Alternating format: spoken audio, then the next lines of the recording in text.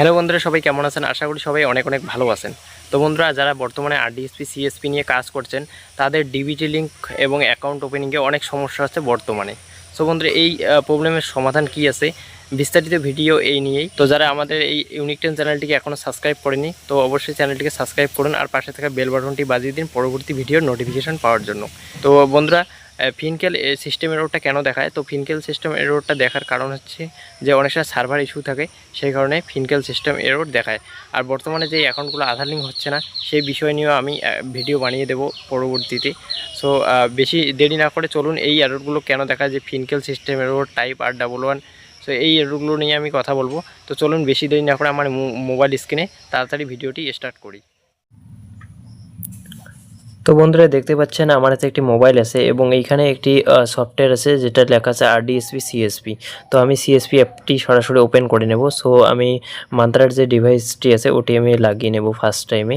তো আমি এই যে মান্ত্রার ডিভাইস লাগিয়ে নিলাম, নেওয়ার পরে এইখানে ওকে করে দেব।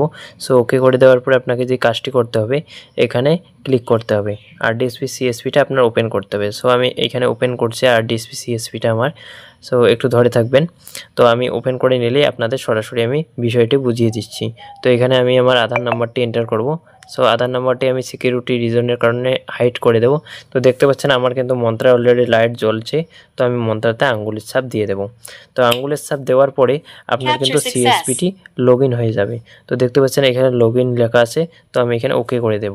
ওকে করে দেওয়ার পরে আপনাকে যে কাজটি করতে হবে, এখানে কিন্তু আরও একটি আইকনগুলো কিন্তু এখানে সবগুলোই চলে আসবে। সো অপেক্ষা করুন। তো দেখতে পাচ্ছেন একটু লোডিং হলো, হওয়ার পরে আইকনগুলি চলে আসলো। তো বন্ধুরা, আইকনগুলো আসার পরে আপনারা যে কাজটি করেন, এখানে আপনারা ক্লিক করেন।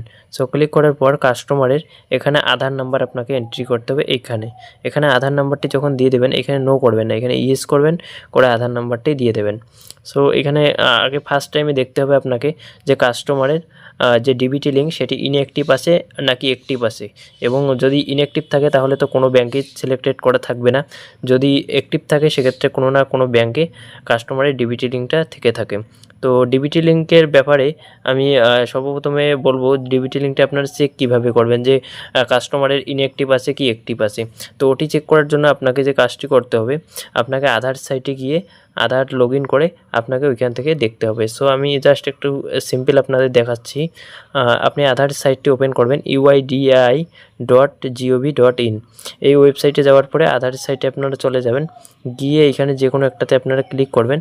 সো ক্লিক করার পরে এইখানে আপনাকে কি করতে হবে, এইখানে ড্যাশবোর্ডে ক্লিক করলাম। ড্যাশবোর্ডে ক্লিক করার পরে আপনাকে যে কাজটি করতে হবে, এখানে এই দেখতে পাচ্ছেন আধার সিডিং, ব্যাঙ্ক সিডিং স্ট্যাটাস, এখানে আপনাকে ক্লিক করতে হবে।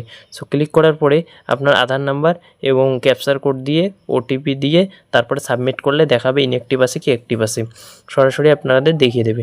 সো যদি কোনো না কোনো ব্যাঙ্কে অ্যাক্টিভ থাকে সেক্ষেত্রে আপনারা কী করবেন, এখানে আধার সেটিংয়ে চলে যাবেন। আধার সেটিংয়ে গিয়ে এখানে আপনাকে কাস্টমারের আধার নাম্বারটা এন্টার করতে হবে। এন্টার করার পরে আপনাকে এখানে দেখতে পাচ্ছেন ব্যাঙ্ক নেম দেওয়া আছে, এখানে ক্লিক করবেন। করার পরে কাস্টমারের যে ব্যাঙ্কে থাকবে সেই ব্যাঙ্ক দিয়ে দেবেন। যদি স্টেট ব্যাঙ্ক থাকে তাহলে স্টেট ব্যাঙ্ক এখানে লিখে দেবেন। দেওয়ার পরে এখানে একটা কোড নিয়ে নেবে অটোমেটিক। তো আমি একটা সিম্পল আধার নাম্বার কারো দিয়ে দিচ্ছি।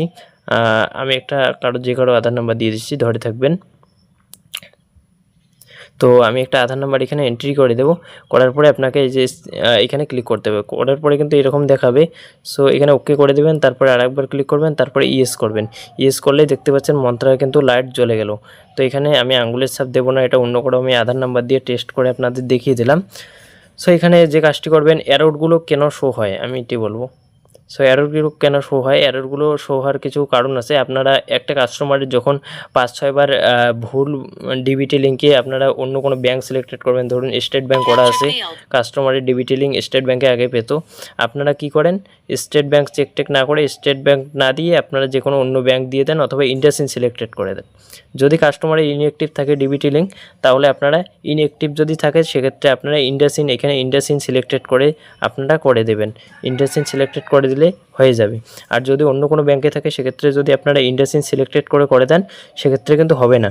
আর যদি আপনারা 5-6 বারের বেশি ট্রাই করেন সেক্ষেত্রে একটা এরর দেখাবে, যে এররটি আপনি স্ক্রিনের সামনে দেখতেই পাচ্ছেন, R11 টাইপ R11 এরকম একটি এরর দেখাবে। সো আমি এররটি আপনাদের দেখিয়ে দেব। এবং অনেক সময় দেখায় কি ফিনকেল সিস্টেম এরর।